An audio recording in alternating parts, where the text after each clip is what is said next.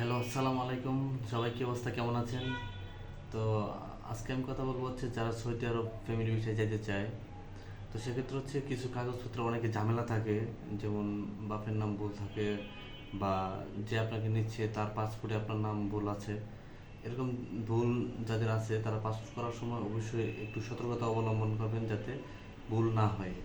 কারণ একটা ভুল হলে আপনার হচ্ছে তার সাথে ফিঙ্গার নেওয়ার সময় অনেক টাকা জরিমানা দিতে হয়, এবং অনেক সময় ভিসা হয় না, ভিসা ক্যান্সেল করে দেয়। তো এই জন্য হচ্ছে যারা সৌদি আরব ফ্যামিলি ভিসায় যাবেন তারা বা ফ্যামিলি ভিসায় যারা হচ্ছে নিচ্ছেন, পরিবারটাকে ফ্যামিলি ভিসায় সৌদি আরব নিচ্ছেন, তারা অবশ্যই একটু সতর্কতার সাথে পাসপোর্টগুলো বানাবেন।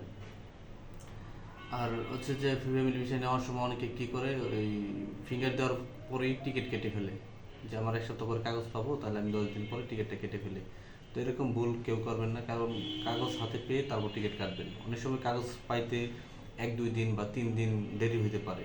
এই জন্য হচ্ছে সবচেয়ে ভালো পদ্ধতি হচ্ছে যে আপনি ভিসা বা কাগজপত্র হাতে পাওয়ার পরে টিকিটটা করবেন।